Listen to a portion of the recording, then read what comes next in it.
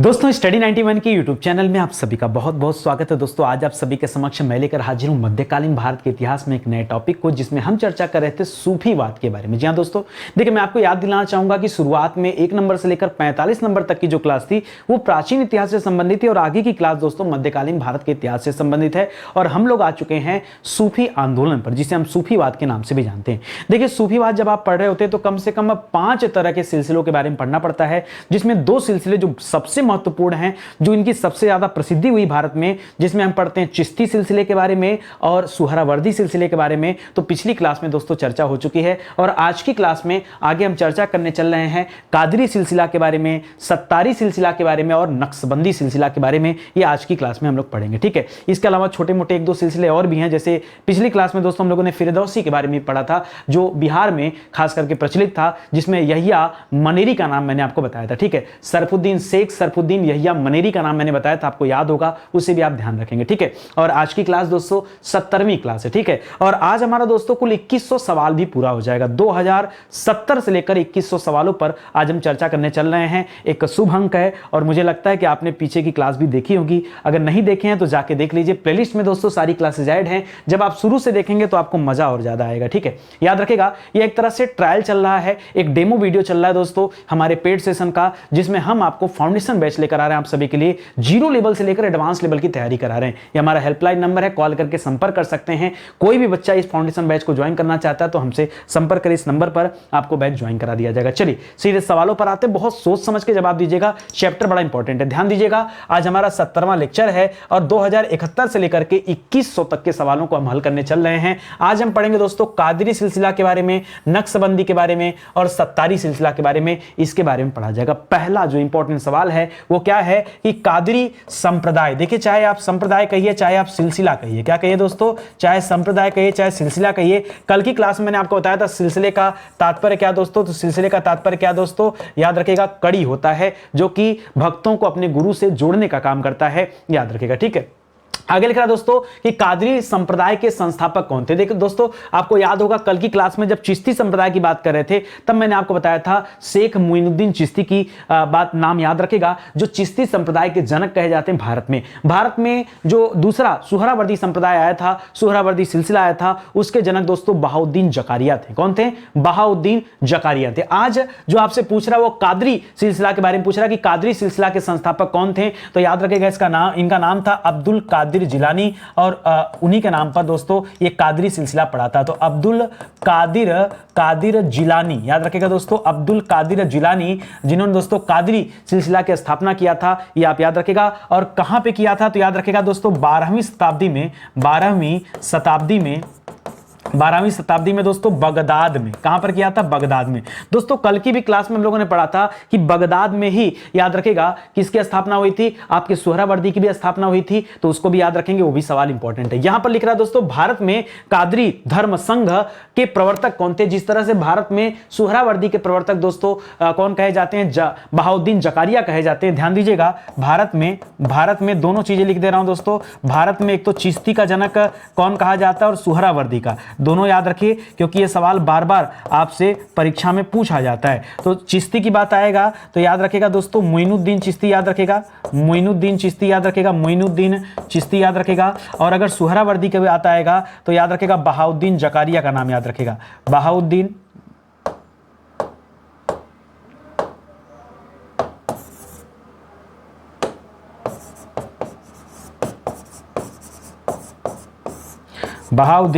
जकारिया का नाम आप याद रखेंगे, ठीक है। और अगर यहां पूछे दोस्तों कादरी के बारे में तो कादरी के दोस्तों कौन थे, मैं पेन चेंज कर लेता हूं, यहां पर लिखेगा मियां मीर। कौन थे दोस्तों? याद रखेगा मियां मीर। जी हां दोस्तों, मियां मीर को दोस्तों भारत में कादरी सिलसिला का दोस्तों जनक कहा जाता है या उनके संस्थापक कहे जाते हैं। तो मियां मीर, या इनका पूरा नाम था दोस्तों शेख मीर मोहम्मद। क्या नाम था दोस्तों? शेख मीर मोहम्मद नाम था दोस्तों, ते भी याद रख सकते हैं, शेख मीर मोहम्मद यही। और एक चीज और याद रखेगा, कादरी संप्रदाय के लोग दोस्तों गाना बजाना पसंद नहीं करते थे। जी हां दोस्तों, गाना बजाना पसंद नहीं करते थे, पसंद नहीं करते थे। अच्छा, सबसे ज्यादा दोस्तों संगीत को भक्ति मार्ग का दोस्तों माध्यम कौन मानते थे, तो चिश्ती संप्रदाय के लोग तो कव्वाली में बिजी रहते थे, ठीक है। और भक्ति का मार्ग दोस्तों मानते थे किसको? संगीत, क्योंकि संगीत के माध्यम से व्यक्ति भगवान तक पहुंच सकता है, ईश्वर तक पहुंच सकता है। ये कौन कहता था?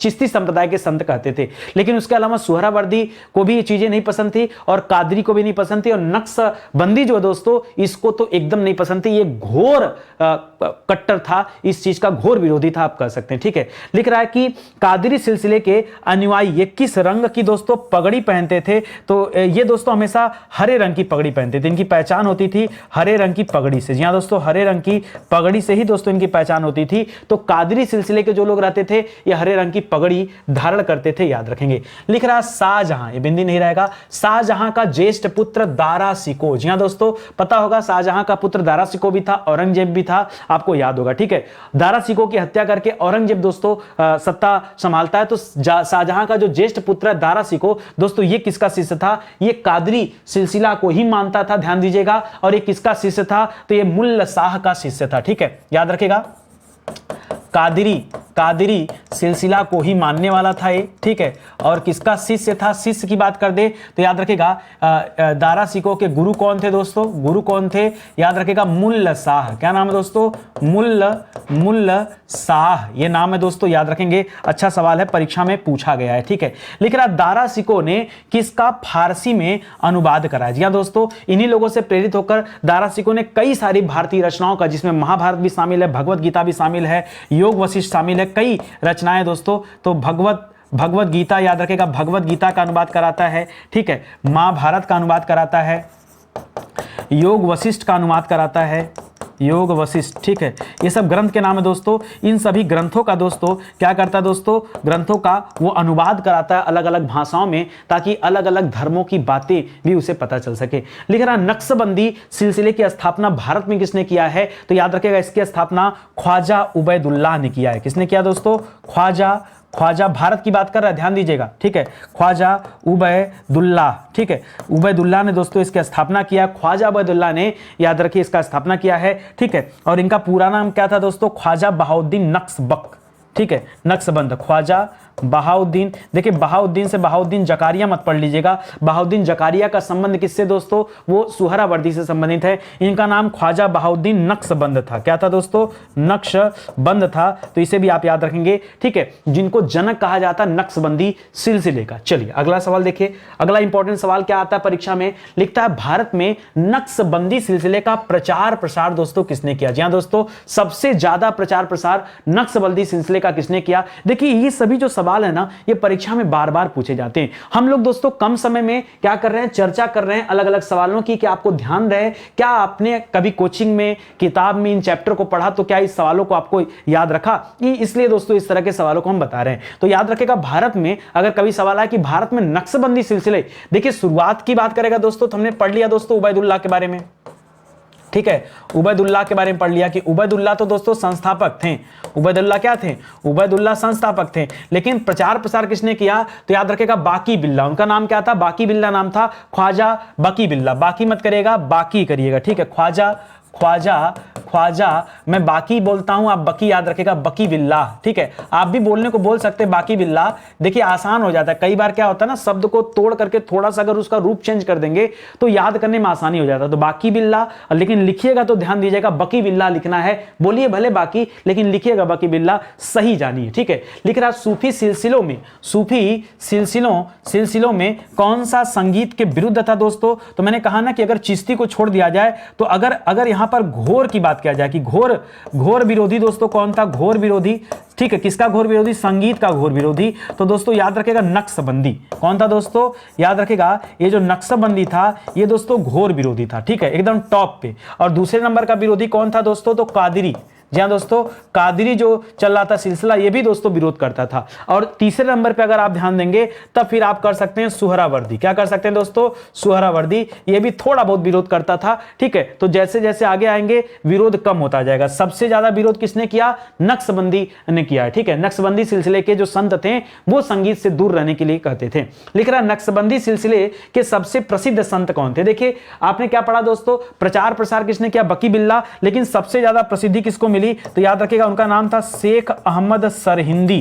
क्या नाम था दोस्तों? शेख अहमद शेख अहमद सरहिंदी को दोस्तों सबसे ज्यादा प्रसिद्धि मिली। ये सुप्रसिद्ध संत थे और ये किसके समकालीन थे, सवाल आता है तो बताइएगा दोस्तों। ये अकबर के समकालीन थे। किसके समकालीन थे, ये अकबर के समकालीन रहे। इस बात को भी याद रखेगा, सवाल ऐसे पूछता है कि अकबर के समकालीन नक्शबंदी संत कौन थे, तो क्या बताएंगे, तब बताएगा दोस्तों नक्शबंदी में शेख अहमद सरहिंदी थे। और चिश्ती संत कौन थे, चिश्ती को तो मानता भी था, शेख सलीम चिश्ती, जिनके नाम पर अपने पुत्र का नाम उसने सलीम रखा था। जहांगीर के बचपन का नाम क्या था, सलीम था, याद रखेगा। तो चिश्ती को भी मानता था। प्लस दोस्तों अकबर के जमाने में ये शेख अहमद सरहिंदी भी थे, तो इसे भी आप ध्यान रखेंगे। ठीक है, आगे बढ़िए। लिख रहा किस सूफी संत को जहांगीर ने कैद कर लिया। देखिए अगर जहांगीर के नामकरण की बात करें, ठीक है, जहांगीर का जो नाम था दोस्तों बचपन का नाम, वो बचपन का नाम सलीम था। और सलीम नाम दोस्तों अकबर ने किसकी प्रेरणा से दिया था, तो याद रखिएगा शेख सलीम चिश्ती की प्रेरणा से दोस्तों इसको यह नाम मिला था। शेख सलीम चिश्ती की प्रेरणा से दोस्तों आशीर्वाद से पैदा भी हुआ था और इसीलिए उसका नाम भी रखा गया था। ठीक है, बचपन में अकबर इसे शेखू बाबा कह के बुलाता था। क्या कहता था दोस्तों, शेखू बाबा। ठीक है, शेखू बाबा कह के बुलाता था, याद रखेंगे। लिख रहा कि सूफी संत को जहांगीर ने क्या कर लिया, कैद कर लिया। तो याद रखेगा वो सरहिंदी थे, याद रखेगा शेख अहमद सरहिंदी ही वह व्यक्ति थे जिनको क्या कर लिया था, अकबर के समकालीन थे और जहांगीर ने क्या कर दिया, इनको कैद कर लिया। भाई अच्छा किस लिए कैद कर लिया, कुछ जो है कारण रहा होगा। तो दोस्तों देखिए ये अगर मैं शेख अहमद सरहिंदी की बात करूं तो नक्शबंदी से संबंधित थे और ये इनको कैद करने का जो मुख्य रीजन था वो ये था कि अकबर की धार्मिक नीतियों का विरोध करते थे। अकबर की धार्मिक नीतियों का ये विरोध करते थे। आपने पढ़ा होगा दोस्तों अकबर लगभग सभी धर्मों को मानता था। ठीक है, हिंदू मुस्लिम हर एक तरह के धर्मों को मानता था, थोपता नहीं था। एक ऐसा राजा था जो किसी को परेशान नहीं करता था और हर धर्म का क्या करता था, इज्जत करता था, सद्भावना की तरफ से देखता था, मतलब सद्भाव से देखता था, उसका भाव किसी धर्म के खिलाफ नहीं था। तो अकबर की जो धार्मिक नीतियां थी ये उसका विरोधी था। क्यों विरोधी था भाई, इसको शेख अहमद सरहिंदी को आखिर दिक्कत क्या थी, अकबर की धार्मिक नीतियों से क्या दिक्कत थी। दिक्कत धार्मिक नीतियों से नहीं थी दोस्तों, दिक्कत इससे थी कि यह इस्लाम का प्रबल समर्थक था। क्या था दोस्तों, इस्लाम का प्रबल समर्थक था, प्रबल कट्टर कह सकते हैं। ठीक है, प्रबल समर्थक था और इसी वजह से दोस्तों इसको यह बात नहीं भाता था कि अकबर मुस्लिम होकर के क्या करे, किसी और धर्म को क्या दे, इज्जत दे, तवज्जो दे, ये उसको अच्छा नहीं लगता था। इसीलिए दोस्तों ये धार्मिक नीतियों का विरोधी था और यही रीजन था कि जहांगीर ने आगे चल के उसे क्या कर लिया, कैद कर लिया। ठीक है, तो कहानी जब आप पढ़ेंगे, जब बैच में आएंगे ना, तब मैं आपको ऐसे ही पढ़ाऊंगा, हर एक चीज के पीछे आपको रीजन दूंगा ताकि आपको कोई मतलब ये ना पड़े कि यार याद क्यों करे, किसको कैद कर लिया। अरे कहानी पता ही नहीं तो कैसे याद होगा किसको कैद कर लिया, नहीं याद कर पाओगे। तो जब आप कहानी पढ़ोगे तब आपको समझ में आएगा। और इसीलिए दोस्तों मैं छोटी छोटी कहानियां बताते चलता हूं कि आप समझिए कि फाउंडेशन बैच की क्वालिटी क्या है, आप खुद समझ जाएंगे। ठीक है, अगला लिख रहा है सूफी सिलसिलों में सबसे कट्टरपंथी दोस्तों कौन था। कट्टरपंथी दोस्तों मतलब मानने वाला, कट्टरपंथी क्या, शासक की बात कर रहा है, जी हां शासक की बात कर रहा है। तो दोस्तों औरंगजेब को कहा जाता है, किसे कहा जाता है, औरंगजेब दो था दोस्तों, औरंगजेब इसको सबसे ज्यादा कट्टरपंथी कहा जाता है क्योंकि यह इस्लाम का प्रबल समर्थक था। ठीक है, और कट्टरपंथी अगर सिलसिले की बात कर दे कि कौन सा सिलसिला क्या था दोस्तों सबसे ज्यादा कट्टरपंथी था, तो उसमें दोस्तों नक्शबंदी का नाम ही आता है। क्या आता है दोस्तों, नक्शबंदी का नाम आता है। यह दोस्तों कट्टर समर्थक था, समर्थन करता था किसका दोस्तों, इस्लाम का। ठीक है, इस्लाम का, कि जो है इस्लाम है, इस्लाम के अलावा और कुछ नहीं है। ठीक है, यानी हर धर्म को सद्भाव के भाव से नहीं देखना है। ठीक है, लिख रहा नक्शबंदी सिलसिले, और यही रीजन था दोस्तों औरंगजेब को जिंदा पीर कहा गया। क्या कहा गया, जिंदा पीर। वैसे तो पीर दोस्तों बड़े बड़े संतों को कहा जाता था, लेकिन औरंगजेब को जिंदा पीर कहा गया। क्यों, जबरदस्ती धर्म परिवर्तन करा देता था, जबरदस्ती मंदिरों को तोड़ देता था, ये सारी चीजें थी। लिख रहा नक्शबंदी सिलसिले के संत किस पर अधिक जोर देते थे। नक्शबंदी वाले दोस्तों ये किस पर अधिक जोर देते थे, तो दोस्तों ये शरीयत पर जोर देते थे। किस पे दोस्तों, शरीयत। ये शरीयत क्या होता है दोस्तों, तो जो आप इस्लाम के बारे में पढ़े होंगे तो याद रखेगा, जो शरीयत दोस्तों स्पेशली कहा जाता है जो ईश्वरवाद को चुनौती दे दे, ईश्वरवाद को चुनौती देना ही दोस्तों, चुनौती देना, ये क्या कहलाता दोस्तों? शरीयत कहलाता था। और ये शरीयत पर ही जोर देता था कि जो है इस्लाम है, जो है एक है, वो अनेक नहीं है। और हमारे धर्म में तो अनेक देवी देवता हैं, ठीक है, तो याद रखेगा, इसीलिए दोस्तों ये शरीयत को मानता था। चलिए आगे बढ़ते हैं। लिख रहा है सत्तारी सिलसिला। जैसे आपने पढ़ा दोस्तों कादरी के बारे में, आपने पढ़ा नक्शबंदी के बारे में, अब सवाल आ रहा है कि सत्तारी सिलसिला की दोस्तों स्थापना किसने किया था? तो इनका नाम था शेख अब्दुल्ला सत्तारी। क्या नाम था दोस्तों? शेख अब्दुल्ला, और इनके नाम में लगा था दोस्तों सत्तारी, तो याद रखेगा शेख अब्दुल्ला सत्तारी दोस्तों इनका नाम है, ध्यान दीजिएगा, ठीक है। अच्छा दोस्तों एक सवाल और भी, सत्तारी सिलसिला का मुख्य केंद्र कहां रहा? इसका मुख्य केंद्र, तो याद रखिए दोस्तों इसका मुख्य केंद्र रहा बिहार। सर हमने बिहार में और भी चीजें पढ़ा था। बिहार में दोस्तों फिरदौसी, जी हाँ दोस्तों, फिरदौसी सिलसिला के बारे में भी पढ़ा था, फिरदौसी सिलसिला। और जहां पर हमने पढ़ा था किसके बारे में? यहिया मनेरी के बारे में। किसके बारे में पढ़ा था? याहिया मनेरी के बारे में, शेख सरफुद्दीन याहिया मनेरी, ठीक है। तो याद रखेगा दोस्तों ये भी प्रसिद्ध सूफी संत थे, ध्यान दीजिएगा, ये सुहरावर्दी के पार्ट में से निकले हैं, ठीक है। जो फिरदौसी है सुहरावर्दी का पार्ट माना जाता है। लिख रहा सत्तारी सिलसिले का प्रभाव किन क्षेत्रों तक फैला? तो अभी आप पढ़ रहे हैं दोस्तों बिहार के बारे में, तो सिंपल सी बात है दोस्तों, ये बिहार में फैला था, ये बंगाल में भी फैला था, और उसके साथ साथ दोस्तों जौनपुर तक दोस्तों इसका विस्तार था। कहां तक दोस्तों? जौनपुर तक दोस्तों इसका विस्तार था। किसका? इस सत्तारी सिलसिले का दोस्तों विस्तार था, याद रखेंगे, ठीक है। अगला सवाल दे रहा कि सत्तारी सिलसिले के सबसे प्रसिद्ध संत कौन थे? देखो शुरुआत किया किसने दोस्तों? शुरुआत किया शेख अब्दुल्ला सत्तारी ने शुरुआत किया। और प्रसिद्ध संत कौन थे? तो आपने सुना होगा हजरत मोहम्मद गौस, हजरत मोहम्मद गौस। या दोस्तों आप खाली मोहम्मद गौस भी बोल सकते हैं, याद रखेगा हजरत मोहम्मद गौस ये प्रसिद्ध संत माने जाते हैं। किसके? सत्तारी सिलसिले के मोहम्मद गौस। तो इसको ध्यान रखिएगा, इंपॉर्टेंट सवाल है, ध्यान दीजिएगा दोस्तों। स्टडी 91 के प्लेटफॉर्म से कई सारी किताबें भी लॉन्च की गई। देखिए आप समझिए क्वालिटी कि अगर आपको इतना अच्छा कंटेंट दिया जा रहा है निःशुल्क, तो हमारे पेड जो कार्यक्रम चल रहे हैं, चाहे वो YouTube को छोड़ करके, चाहे वो हमारी किताबें हों, चाहे हमारा टेस्ट प्रोग्राम हो, चाहे हमारी क्लासेस हो, आप एक बार ज्वाइन करिए। आपको लगेगा कि वाकई इससे ज़्यादा बेहतर मैटर और उससे ज़्यादा संतुष्टि आपको कहीं नहीं मिलेगी। किताब को एक बार पलट के देखिए, पन्ने को अच्छा लगे तो परचेज करिए, नहीं तो कोई बात नहीं, ठीक है।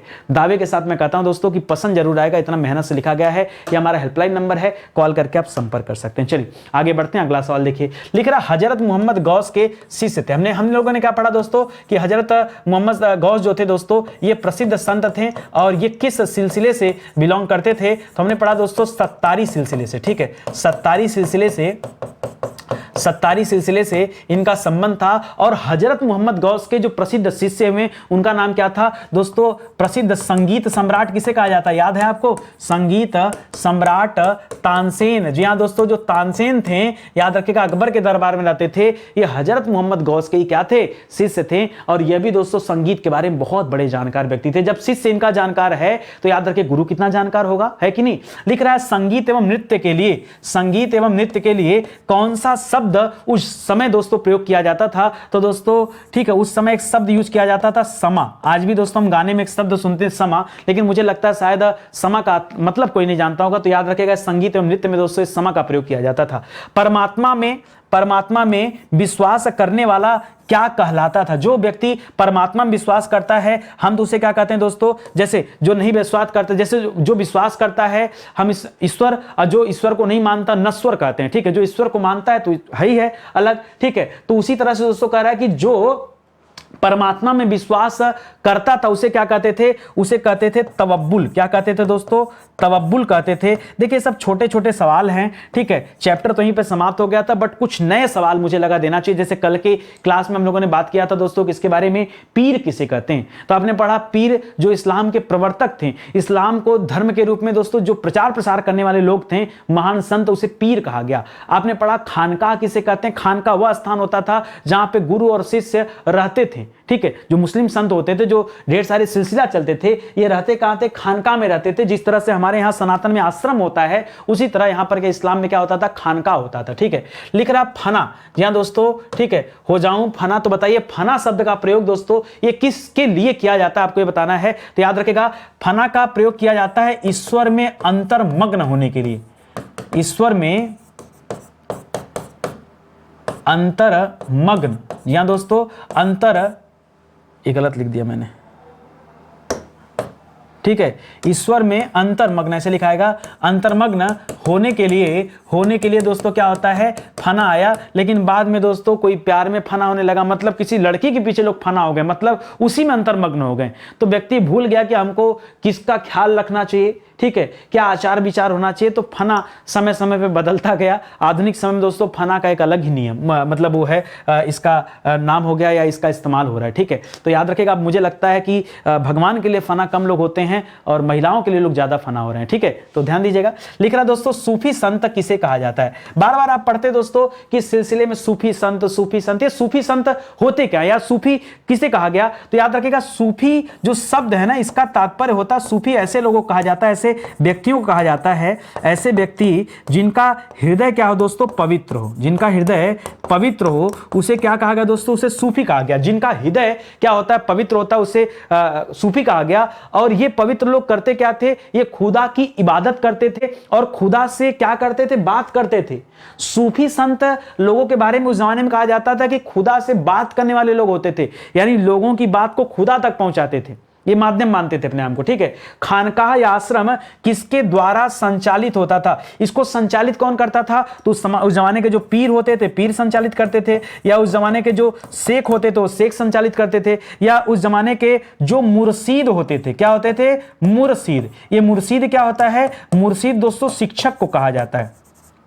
शब्द पढ़िए, जब आप सूफीवाद पढ़ रहे हैं तो आप नई नई चीजों को सीखिए तो, ठीक है। तो याद रखिएगा, मुर्शीद, पीर या शेख या ख्वाजा, ठीक है। तो याद रखें दोस्तों, इन लोगों के द्वारा दोस्तों इसका संचालन किया जाता था। जो खानका होते थे, जहां शिक्षा दीक्षा दिया जाता था, जहां उपदेश दिया जाता था, ठीक है, जहां लोगों को अपना अनुयायी बनाया जाता था, वो स्थान दोस्तों इन्हीं के द्वारा संचालित होता था। लिख रहा दोस्तों, सिलसिला का तात्पर्य क्या, तो बताया ना, सिलसिला का तात्पर्य क्या दोस्तों, कड़ी है। क्या है दोस्तों, सिलसिला का तात्पर्य कड़ी है जो गुरु और शिष्य को जोड़ेगी, ठीक है। अब गुरु शिष्य का मतलब क्या है दोस्तों, याद रखिएगा, गुरु का तात्पर्य किससे है, गुरु का तात्पर्य पीर से, किससे दोस्तों, पीर से।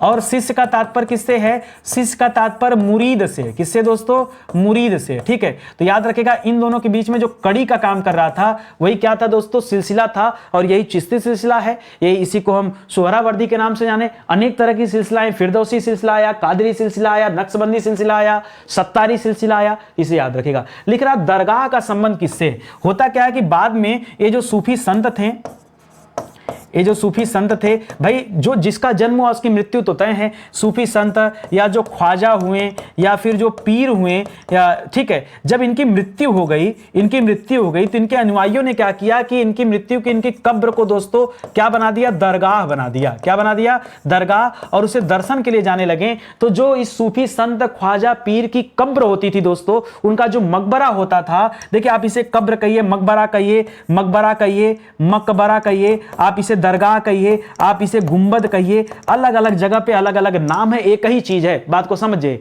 ये गुंबद जहां होगा, जहां भी गुंबद होगा शब्द याद रखिए, किसी न किसी की कब्र बनी होगी। गुंबद डिजाइन ही उसका सिंबल था कि कब्र है, मकबरा है, दरगाह है, तो ये सारी चीज याद रखेगा जहां पर कोई ना कोई इस तरह का व्यक्ति दफनाया गया था। दोस्तों एक सवाल दे रहा हूं, जियारत का संबंध किससे। बड़ा अच्छा सवाल है, अभी तक तो परीक्षा में आया नहीं, लेकिन हो सकता है आपसे आपकी परीक्षा में पूछ लिया जाए कि जियारत क्या होता था। तो जियारत होता क्या था, देखिए दरगाह बना देने से लोग तो वहां जाने लगेंगे भाई। खानका, शुरू में समझिए, खानका आश्रम होता था, एक ऐसा स्थान जहां मुरीद अपने पीर से मिलता था, शिक्षा ग्रहण करता था और इस्लाम का प्रचार प्रसार मुरीद के माध्यम से वो पीर किया करते थे।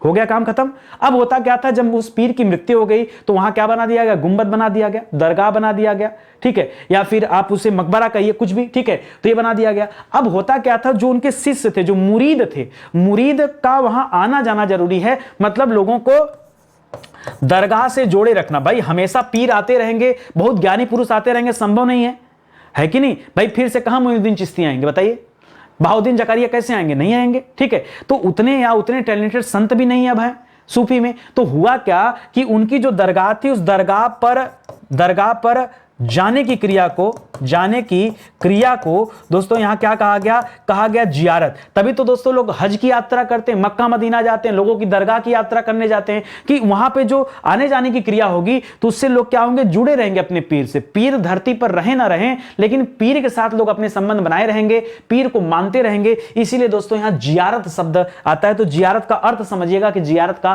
तात्पर्य क्या है, ठीक है। अगला सवाल लिख रहा, सूफी संतों के काल में सूफी संतों के काल में संगीत की किस नई विधा का विकास हुआ दोस्तों? तो एक नई विधा आया दोस्तों कव्वाली। और एक कव्वाली विधा जो आया था दोस्तों, ये किस सूफी संत के काल में आया था? तो याद रखिएगा चिश्ती सिलसिला में दोस्तों एक खास करके चलता था। और इसका प्रचार प्रसार दोस्तों किसके समय में हुआ? तो जो पहले थे ख्वाजा मोइनुद्दीन चिश्ती, ख्वाजा मोइनुद्दीन चिश्ती दोस्तों, ये चिश्ती सिलसिला ही ऐसा था जो गाने बजाने को दोस्तों माध्यम मानता था भगवान तक पहुंचने का, ईश्वर तक पहुंचने का। तो दोस्तों याद रखिएगा। लिख रहा ख्वाजा मोइनुद्दीन चिश्ती की दरगाह कहां पर दोस्तों? ये दरगाह बनी अजमेर में। और मैंने आपको एक चीज और बताया था कि याद रखिएगा मोहम्मद गौरी के साथ भारत आए थे, जो इंपॉर्टेंट चीज है, मोहम्मद गौरी के साथ भारत आए थे और 1206 ईस्वी में दोस्तों ये अजमेर गए। कहां गए दोस्तों? अजमेर गए। और अजमेर में इनकी मृत्यु कब हो जाती है? तो 1235 में। ठीक है, ये इतनी बातें याद रखेंगे, इंपॉर्टेंट है। और अजमेर में जो उनकी दरगाह है दोस्तों, उन्हें नवाज शरीफ के नाम से जाना जाता है। नवाज शरीफ की दरगाह क्या कहा जाता है दोस्तों? नवाज शरीफ की दरगाह दोस्तों कहते हैं, याद रखेंगे। ठीक है, लिख रहा है कलंदरिया। कलंदरिया सिलसिला के संस्थापक कौन थे? एक नया सिलसिला दोस्तों, मैंने कहा ना छोटे छोटे बहुत सारे सिलसिले आए थे। तो कलंदरिया सिलसिला का संबंध किससे दोस्तों? नरमुद्दीन कलंदर से। किससे दोस्तों? नरमुद्दीन कलंदर। जी हाँ दोस्तों, कलंदरिया कलंदर, ठीक है, नरमुद्दीन कलंदर से दोस्तों इसका संबंध है। किसका? इस कलंदरिया सिलसिला का दोस्तों संबंध है, इसको याद रखिएगा। ठीक है, आगे बढ़िए। लिख रहा है रोशनिया सिलसिला के संस्थापक थे। छोटे छोटे कई सारे आए, तो थोड़ा थोड़ा एक एक दो दो लाइन सबके बारे में पढ़ लीजिए, क्या पता परीक्षा में सवाल दे दे। तो याद रखिएगा, इनका नाम था मियां बियाजिद। क्या नाम था दोस्तों? बियाजिद अंसारी। जी हाँ दोस्तों, मियां बियाजिद अंसारी जो थे दोस्तों, ये किस संप्रदाय? बियाजिद नहीं, बयाजिद करिएगा आप यहां पे। ठीक है, मियां बयाजिद अंसारी, याद रखिएगा, रोशनिया सिलसिले के दोस्तों संस्थापक थे। करा अबुल फजल दोस्तों कौन था दोस्तों? ये तो दरबारी इतिहासकार था, आपको याद आ गया होगा। ये क्या था? ये दरबारी इतिहासकार था। और ये किसका दरबारी इतिहासकार था भाई? बताओ जल्दी से बताओ। ये अकबर का दरबारी इतिहासकार था। किसका था? अकबर का दरबारी इतिहासकार था। और इसने कितने सूफी सिलसिलाओं का दोस्तों वर्णन किया है? तो कुल मिला के 14 का वर्णन किया। 14 सूफी सिलसिला थे, ऐसा कहा गया। और कहां है दोस्तों, कहां कहा गया? तो अबुल फजल की रचना दोस्तों आईने अकबरी, याद रखेगा, आईने अकबरी, इसकी जो रचना है, उस रचना में अबुल फजल में कुल कितना, उस अपने जमाने में कुल 14 जो है सिलसिलाओं के बारे में वर्णन किया। हम लोगों ने तो 6, 7, 8 पढ़ ही लिया, तो उसको ध्यान दीजिएगा। लिख रहा किस संत की लोकप्रियता से परेशान होकर के गयासुद्दीन तुगलक ने उन्हें दिल्ली छोड़ने का आदेश दिया था। बताया था दोस्तों मैंने आपको शुरू में कि गयासुद्दीन तुगलक बंगाल अभियान पर गया था, वहां से लौट रहा था, तो निजामुद्दीन औलिया को कहा था कि तुम दिल्ली से छोड़कर बाहर चले जाओ। और निजामुद्दीन औलिया ने कहा कि हुजूर दिल्ली दूर अस्त, मतलब कि उससे कहा कि भैया दिल्ली अभी तुमसे बहुत दूर है। तो याद रखेगा, उस समय कौन थे? निजामुद्दीन औलिया थे। कौन थे?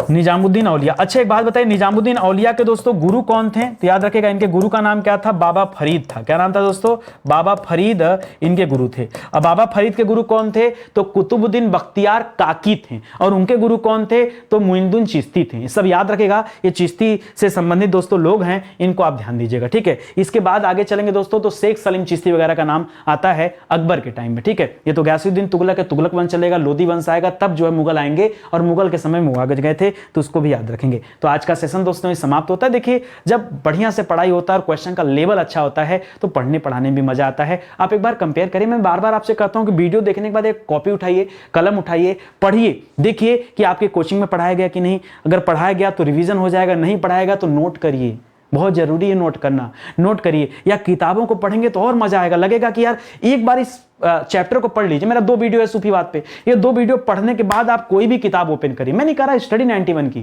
कोई भी किताब जहां इतिहास दिया ओपन करिए, सारी बातें आपको लाइन बाय लाइन समझ में आएगी। नितिन सर ने तो गजब बताया, सब चीज आपको लॉजिक के साथ समझ में आएगा, ऐसा मैं कह रहा हूं। ठीक है, एक बार कोशिश करिए, मेरी बातों को मानेंगे तभी दोस्तों आपको समझ आएगा और पढ़ने का मजा आएगा। स्टडी 91 पे अपने मन की करते रहेंगे तो जहां थे वहीं रह जाएंगे, कुछ मिलेगा नहीं नया। ठीक है, स्टडी 91 पर बहुत सारे विषय निःशुल्क पढ़ा दिए गए हैं। ये उन्हीं का दोस्तों हैंड रिटन नोट्स है, जिन्हें आप हमारे वेबसाइट या हमारे एप्लीकेशन से परचेज कर सकते हैं। तो आइए, स्वागत है आपका। किताबें भी दोस्तों अब आ चुकी हैं, इन किताबों के माध्यम से भी अपनी तैयारी को आगे बढ़ा सकते हैं। किताबें ऑफलाइन मार्केट में भी अवेलेबल हैं, ऑनलाइन हमारे प्लेटफॉर्म पर भी अवेलेबल हैं। कैश ऑन डिलीवरी वगैरह चाहिए तो अमेजन, फ्लिपकार्ट हर जगह अवेलेबल है, वहां से भी आप ऑर्डर कर सकते हैं। ठीक है, तो चलिए मिलते हैं दोस्तों अगले लेक्चर में। एक बात का ध्यान रखिएगा, आपसे निवेदन है, वीडियो अच्छा लगे तो प्लीज कमेंट किया करें। मैं बार बार आपसे बोलता हूं एक ही बात, आप सुनते नहीं। प्लीज अगर लगे कि नितिन सर मेहनत कर रहे हैं तो प्लीज आप कमेंट जरूर करिएगा, आपसे निवेदन है, और हो सके तो शेयर करिए। दिल कहे तो, नहीं दिल कहता तो जब दिल कहेगा तब उस दिन शेयर करिएगा। ठीक है, कोई दिक्कत नहीं, कोई जोर जबरदस्ती नहीं, मुख्य है कि पढ़ाई करिए, अब सिलेक्शन लीजिए, सबसे इंपॉर्टेंट हुआ है। ठीक है, बाकी तो चलता रहता है। तो मिलते हैं दोस्तों अगले लेक्चर में, तब तक के लिए बहुत बहुत धन्यवाद आपका। जय हिंद, जय Bharat, thank you so much.